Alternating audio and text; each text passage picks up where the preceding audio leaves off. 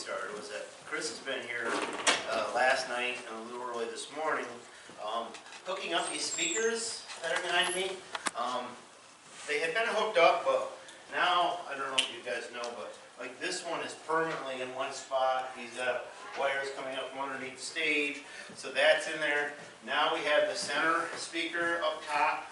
So I've noticed with the three of these being in the front all together, I noticed in the front the sound is really good today. I don't know if it's carrying through the back, but if you look on your sides up top behind you guys, there are two speakers there that will be being hooked up in the near future. So hopefully, instead of having all the sound in the front and then fading off into the back, we'll even this place out a little bit more. So yay!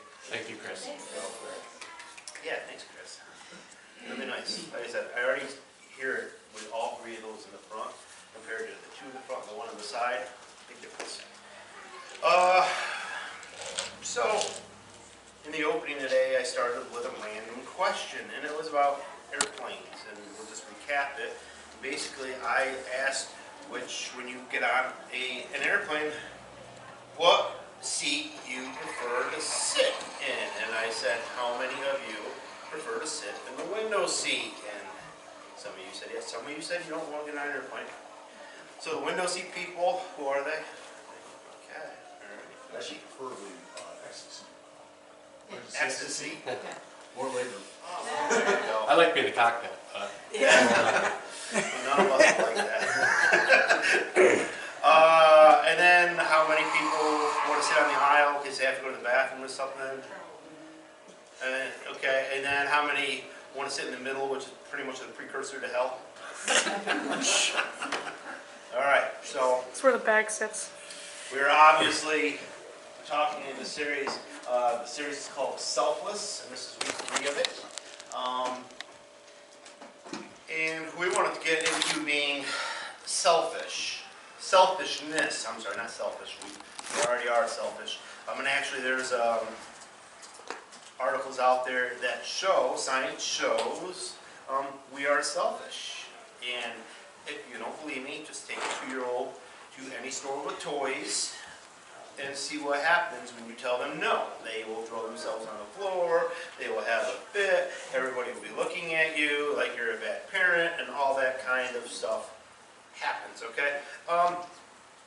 According to articles, men generally are more selfish than women.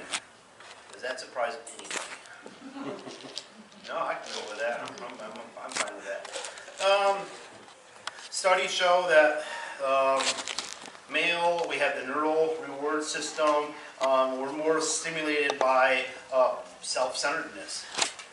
So that's kind of interesting and probably sounds pretty accurate to me still. Women, they have a dopamine rush when it comes to helping others. Us guys are like, well, why would you do that? So, men, according to studies, we are more focused on survival and surviving and survival of the fittest and all that kind of stuff. Where women, you guys are nurturers and you guys get your dopamine, get your excitement off helping others survive. So men and women, once again, being completely different with how most of us will look at things, right? Men, it gets a little worse. If you are into going to the gym, being fit, having big muscles, the studies show that you probably have a smaller heart and you're not as generous. So you are less generous than the guy who's just driving by to go to the pizza stand, unfortunately. So here's what it comes down to. Basically, studies show that if you prefer the window seat, you tend to be more selfish than the average person. So women, this basically means never marry a guy who prefers the window seat and likes to go to the gym. This is going to be full of selfishness, right? However, I can't let the women get off that easy. Men are the only ones who are selfish.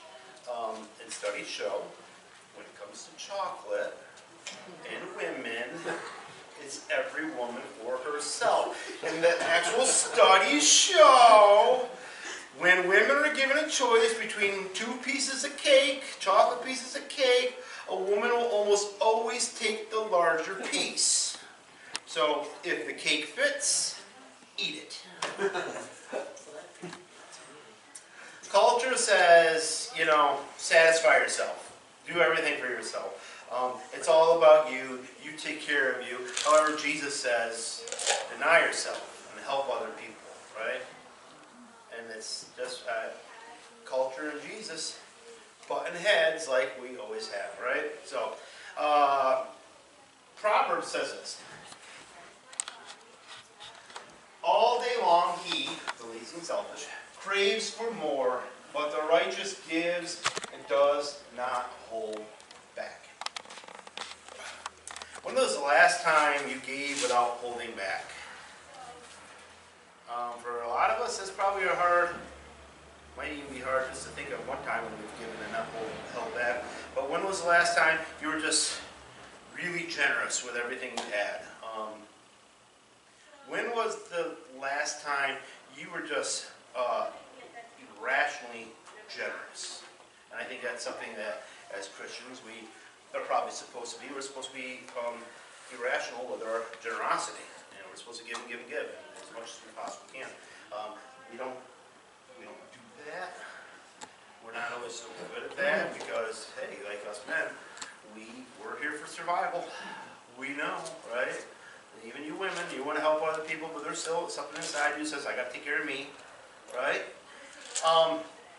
So what I want to do is I want to talk about 3 mindsets that are all about generosity, okay, and what we can do.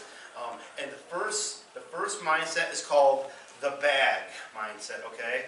And the bag basically says there is never enough, okay? There is never enough in your bag. All right, and this is how some of you might have grown up like this, where there's never enough, okay? So we got this. You eat, but you do not have enough. You drink, but you are not filled with drink.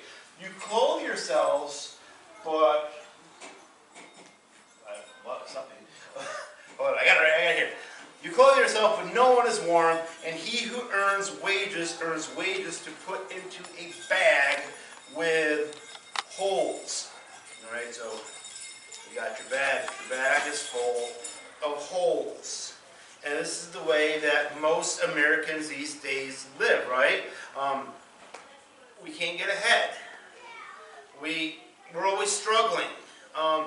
We say things like, I wish I could give more, but there's not enough in the bag to give more. I can't afford to blank. I have all these student loans that are just, I can't deal with it. We'd love to give more, but we just don't have enough in the bag. And even wealthy people say that kind of stuff. We say we have this bad mindset, you know, we don't have enough. We have, you know, we say stuff to our kids like money doesn't grow on trees, you know, or we will have to go without. And then we even get a little snotty at times with things, right? Well, she gets all the breaks, and I don't get anything. I work just as hard as he does, right? The rich get richer. It's my chocolate, right? It's my window seat. It's my time. It's my money. This is my bag. Keep your hands out of it, right? You know who else had a bag? Judas. Judas had a bag. He had a bag. And he is sitting with Jesus one night and all the apostles and everything.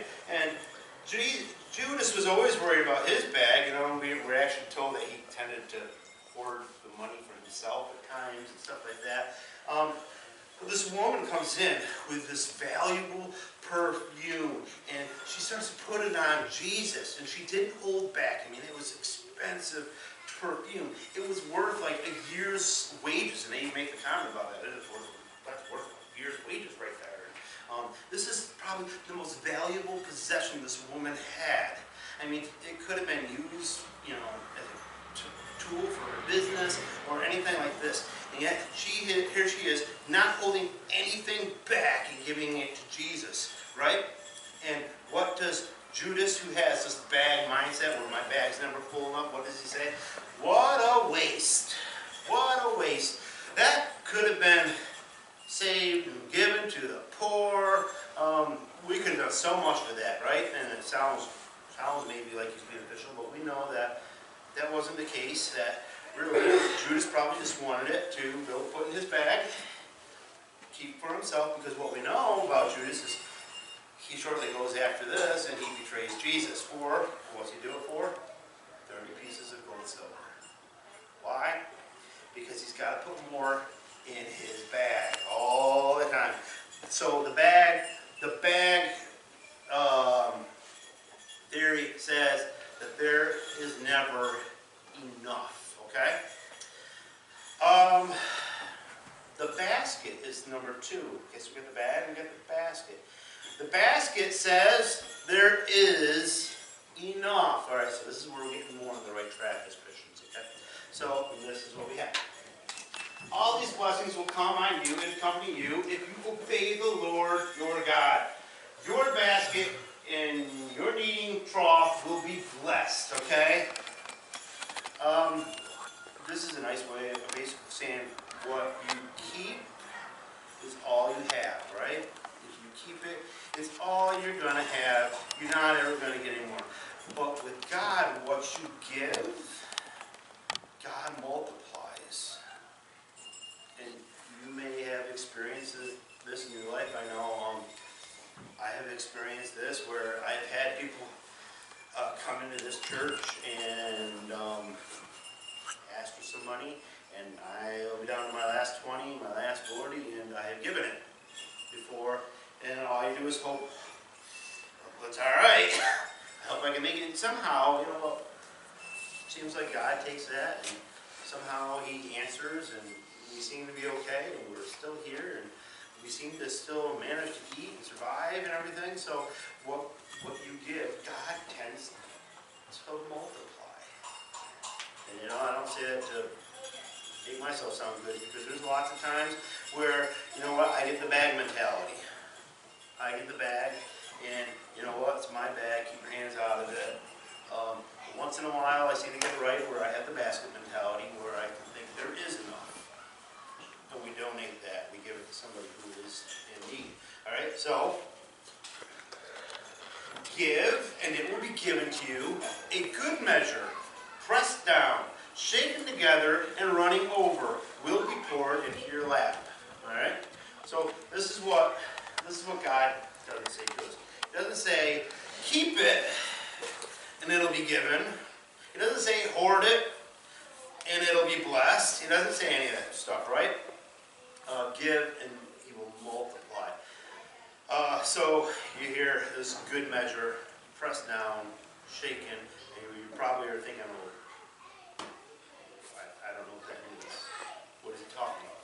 What does good measure, pressed down, shaken, what is any of that about? And if you don't know what that means, you're probably in good company. Probably most people don't know what we're referring to there when we say, you know, good measure, pressed down, shaken, and stuff like that. And I'll put it this way to you. Back in the Old Testament, people would work the fields for grain. And you can imagine if you were working the fields for grain and you had to fill up a basket and you had to carry that basket all the way back to the barn, and then you had to walk all the way back out to the field. You can imagine that you're going to fill that basket about 3/4 full, right? You don't want your job to be too difficult, and you would walk that back and forth throughout the days you filled that basket, right? Now, if you had a generous landowner, you know what they would do? The generous landowners would say, all right, take a basket, fill the basket, take it out to the edge of the field, and leave that basket there for the poor so that they can be fed. Leave it there for the needy so that they can get what they need. Now imagine you're one of those people, his family's a little hungry, maybe you didn't manage your money all that well, and you need something. What are you going to do? Suddenly, you're going to fill that basket up, right? You're going to fill it up to a pat it down, make it settle down. You're going to shake it, get it settled down, you can put a little bit more in it, right? So you're going to, good measure, press down, shake it, right? And you're going to take that, the full basket, which cannot possibly take any more. You're going to put that where it's spilling over the sides.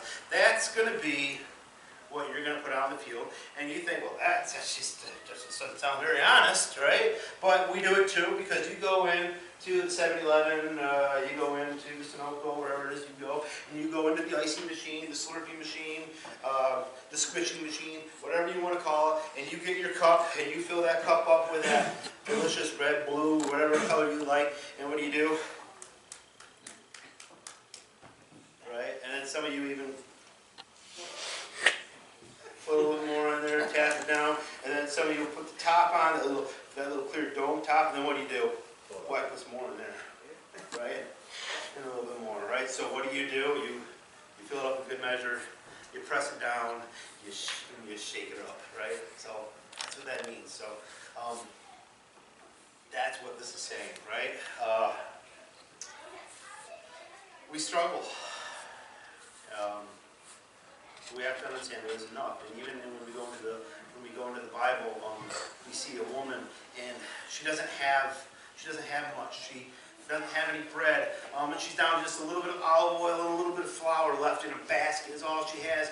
And she knows her and her son. She's basically thinking, you know what? We're going to gather a few sticks. We're going to cook our last meal, and then we're going to go out and we're going to die. Okay? So that's what they're thinking. And then Elijah comes along. And what's he say? Knowing she doesn't have much, so a prophet of God says, hey, why don't you give some to me? Right? And most of us would be like, no way, Jose. I'm keeping that for me. But she does. She trusts him. She trusts God in this situation. And she gives this prophet from her basket.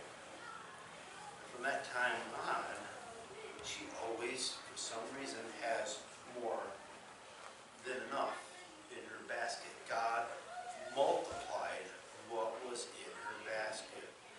There was this one time, Jesus is talking to thousands of people, and everybody's hungry, right? And some kid, they don't have anything, some kid comes up, you know, with probably his school lunchbox or whatever he has, and he has, you know, he has some food in this basket of his. And he didn't keep it to himself. He didn't keep the basket to himself. He gave what he had. And what does God do? He multiplies it. And we're told that everybody ate. And everybody was full, right? And at the end of everybody eating and everybody being full, we went from this one little basket to there being 12 baskets left over. And why 12? I don't know, maybe it was meant to be for the disciples. The 12 disciples always be a reminder to them that God would provide and give what they needed, right? So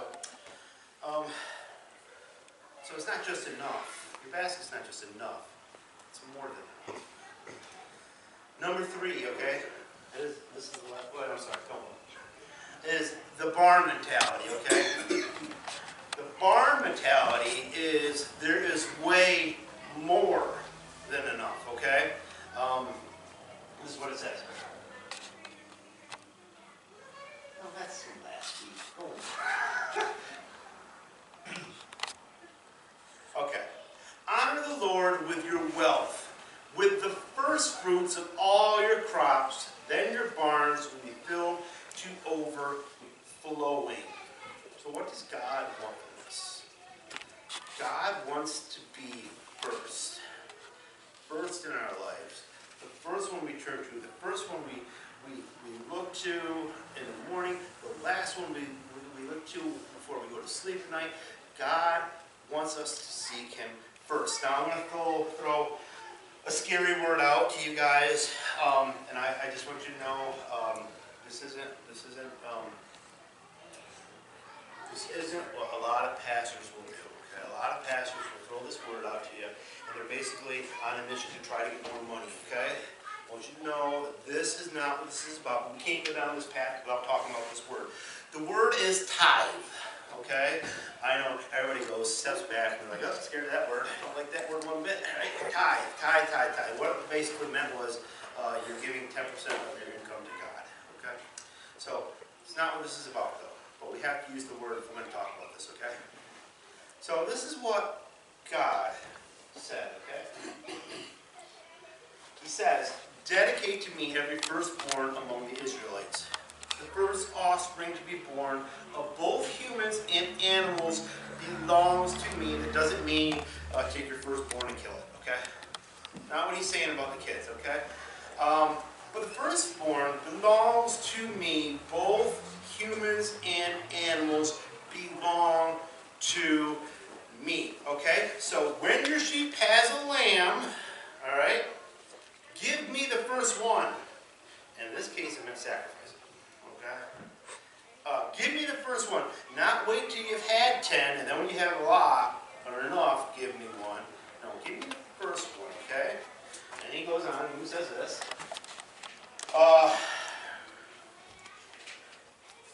The firstborn donkey may be bought back from the Lord by... The firstborn donkey may be brought back from the Lord by presenting a lamb or a young goat in its place, but if you don't buy it back, you must break its neck. Oh, that sounds violent. I have a simpler version. Redeem with a lamb every firstborn donkey, but if you do not redeem it, break its neck. All right. So basically, you got this lamb. If you're not going to redeem it, you got to break the neck and all that kind of stuff. It sounds gross. It sounds terrible. Okay. Well, what does it mean? What are we talking about here? Okay. Two types of animals back in the Old Testament. There was clean and unclean animals. A clean animal was a lamb, was considered to be clean. Unclean was a donkey. Okay. So you were to sacrifice the first lamb to God. Okay. And you would redeem the unclean donkey with a lamb. Okay. I know it's a little bit trying to wrap your head around all that kind of stuff. And if you don't really redeem the donkey, well, you got to break its neck, okay? So if you don't have the lamb to redeem it with, break the donkey's neck. Not exactly the rules we live by today, is it? It was a different time, okay? But here's the question, and I'll tie this up. When you were born, human beings, are we born clean or unclean? We are born unclean. And the reason why is because we still sin. Sin is part of us. You don't have to teach a child how to sin. They will just naturally learn how to do it all on their own. We are unclean. We are naturally sinners. Who is Jesus? Jesus was the firstborn of God. Jesus is considered the Lamb of God. In other words, God gave Jesus to redeem us, the unclean. See how it all works together? He did that for us. God gave first, okay? Before we confessed our sins, before we accepted Him or anything like that, God gave Jesus as a sacrifice first. So it all ties together. So this word tithe, scary, I know, we're afraid of it. And like I said, this isn't a pastor out here trying to talk you into giving 10% of your income or trying to get you to give more money.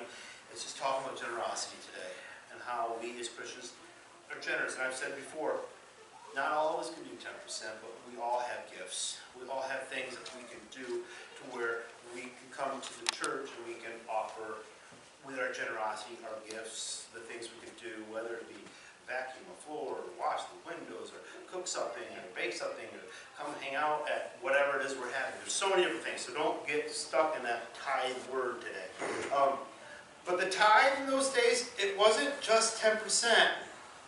It was the first 10%.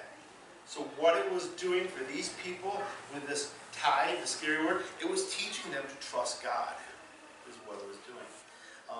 Not trust what was in the bag. But teaching them to trust God. Because it takes faith to give first, right? It takes faith to give first and not to give out of your abundance, but to give first, right? It takes real faith to do that. And I will tell you, when it comes to your generosity in whatever it is you do, whether it's outside and whether it's a charity you're giving to, or if it's something where you're helping somebody out, or you're stopping on the side of the road for somebody, or so many different things that you can do with your generosity. It is the one time in the Bible that God says, test me. Test me and see if I don't open up the floodgates for you. See if I don't return your goodness. See if I don't give you more than enough. See if I don't fill your barn. Test me. He's like, he's daring us to do it. Test me, test me, test me. And we thought it was just about tithing, right?